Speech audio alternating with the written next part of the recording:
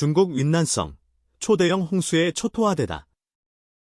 한 나라의 남쪽 끝, 산과 강이 얽힌 윈난 지역은 평소에도 자연의 변화에 예민한 땅이었다. 그러나 이번 재난은 단순한 계절성 비가 아니었다. 7월 17일부터 20일까지 몇 날 며칠을 쏟아부은 비는 하늘이 열렸다고밖에 설명할 수 없는 광경을 만들었다. 쉴 틈 없이 떨어진 폭우는 수백만 명의 삶을 송두리째 바꿔놓았다. 현지 기상 관측에 따르면 올해 7월 윈난은 역사상 유례없는 강수량을 기록했다. 강우량은 평년 대비 수배를 넘었고 이미 포화 상태였던 토양은 더 이상 물을 머금을 수 없었다. 그 결과 좁은 산간 계곡을 따라 흐르던 실개천은 순식간에 맹렬한 경류가 되어 마을을 삼켰고 차량과 집, 심지어 사람들까지 휩쓸어갔다. 가장 심각한 피해를 입은 자오퉁, 푸얼, 쿤밍, 원산 지역은 아비규환이었다. 자오퉁에서는 산사태가 일어나 주요 도로가 매몰되었고 구조대 접근조차 어려워졌다. 루덴에서는 새벽 한순간에 저지대가 물에 잠겨 수천 명이 황급히 고지대로 대피해야 했고 원산에서는 농지 수천 무가 진흙에 잠기며 벼와 채소, 작물이 수확을 눈앞에 두고 전멸했다.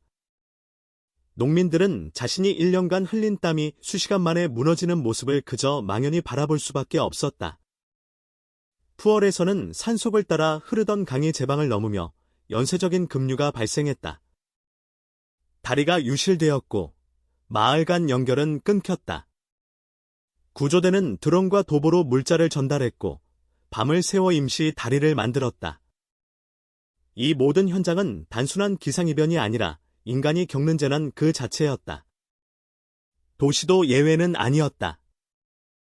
쿤밍 시내는 하수체계가 무너지고 거리 전체가 강이 되었다. 차량은 떠다녔고 저지대에서는 물이 가슴 높이까지 차오르며 지하주차장과 상가가 침수됐다. 대중교통은 마비되었고 수많은 주민이 고무보트에 몸을 실어야 했다. 전기와 통신도 무너졌다.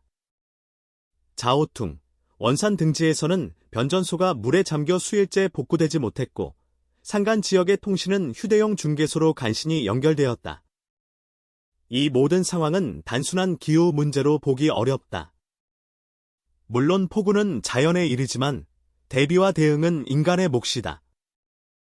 중국은 세계에서 가장 큰 인프라를 가진 국가 중 하나다.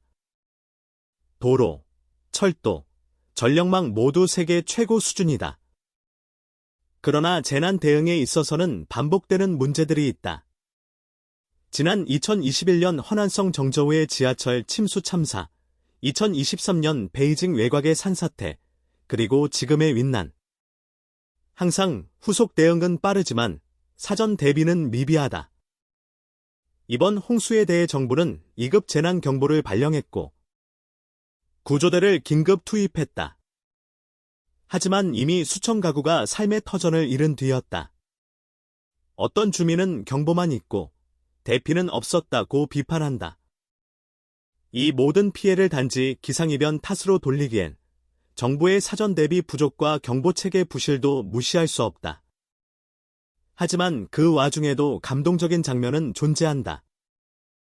물살을 가르고 구조에 나선 소방대원들, 흙탕물을 뒤집어 쓴 채 폐허를 치우는 자원봉사자들, 고립된 마을에 먹을 것을 들고 산을 넘는 군인들. 이들은 진정한 영웅이며 위기의 순간마다 인간성의 빛을 보여준다. 한편 이 홍수는 단지 지역적 재난이 아니다. 전 세계가 목격한 기후위기의 전형적인 장면이다. 평균 기온 상승은 폭우의 빈도와 강도를 높이고 있으며 지형이 험한 윈난과 같은 지역은 피해가 더 커질 수밖에 없다. 이건 더 이상 자연현상이 아니다. 인간이 초래한 환경위기이자 인류 공동의 책임이다. 수천 명이 집을 잃고 수많은 농부가 일생의 생계를 잃었으며 도시는 마비 상태다. 이 모든 고통의 현장을 우리는 외면해서는 안 된다. 정부는 즉각적인 재정 지원은 물론 장기적인 기후 적응 정책을 수립해야 하며 국제사회 역시 중국의 기후 대응을 함께 고민해야 한다. 지금 이 순간에도 대피소에서 밤을 지새우는 수많은 이재민이 있다. 이들은 단지 통계 수치가 아니라 우리와 같은 삶을 살던 이웃이었다. 그들의 고통에 우리는 책임이 있고 연대해야 할 의무가 있다. 윈난의 재앙은 끝난 것이 아니다. 오히려 지금부터가 시작일지도 모른다. 회복까지는 수개월, 아니 수년이 걸릴 수도 있다. 그러나 이 고통의 시간을 통해 우리는 질문해야 한다. 이대로 괜찮은가? 그리고 답해야 한다. 다시는 반복하지 않겠다고. 이번 재난에서 가장 가슴 아픈 장면은 농촌 지역의 농민들이 겪는 절망이었다. 수십 년을 일궈온 논밭이 하루아침에 지늘게 잠겼고 몇몇 농민은 기재 다시 시작할 힘이 없다며 눈물을 감추지 못했다. 소와 돼지, 닭, 오리 등 가축들까지 물에 떠내려갔고 창고에 있던 비축 곡물마저 썩어버렸다. 정부는 재정 지원을 약속했지만 실질적인 복구는 수개월 이상 걸릴 것으로 보인다. 피해 규모는 가시화되지도 않은 상태이며 완전한 복구까지는 수천억 위안이 소요될 것으로 예상된다. 개인적으로 이번 사태를 바라보며 참담한 마음을 감출 수 없었다. 자연의 분노 앞에서 인간은 여전히 나약하고 준비되어 있지 않다는 사실이 너무나 분명했다. 중국은 거대한 인프라 강국이며 세계 최대의 건설 능력을 자랑하는 나라다. 그러나 왜 홍수 앞에 매번 이토록 무력해지는가? 2021년 허난성 정저우의 지하철 침수 사고, 2023년 베이징 외곽의 산사태, 그리고 지금의 윈난. 모두가 똑같은 패턴이다. 사전 대비 없이 경보 시스템은 작동하지 않고 피해가 난 뒤에야 복구에 매달리는 모습이다. 이는 자연의 탓만이 아니다. 정부의 책임이 분명히 있다. 이번 사태에서도 윈난성은 2단계 비상사태를 선포했지만 이미 많은 피해는 벌어진 뒤였다. 일부 주민들은 정부가 경고만 했지. 구조는 없었다고 말한다. 재난은 한순간이지만 대비는 수십 년의 노력과 체계가 필요하다. 지금 중국의 재난 대응 체계는 빠르긴 하지만 예방 중심은 아니다. 마치 불이 나기 전까지는 소화기를 마련하지 않는 것과 같다. 그럼에도 불구하고 나는 희망을 본다. 자원봉사자들이 진흙 속에서 이웃을 구하고 소방대원이 떠내려가는 노인을 등에 업고 피신시키는 장면은 눈물겹도록 감동적이다. 물살을 가르고 음식과 약품을 나르는 군인들의 얼굴에는 피곤과 의무감이 공존하고 있었다.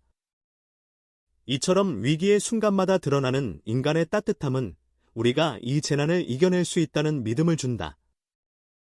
지금 이 순간에도 수많은 이재민들이 대피소에서 불안한 밤을 보내고 있다. 그들은 내일 다시 돌아갈 집이 없을지도 모른다. 그러나 그들이 잊혀져서는 안 된다.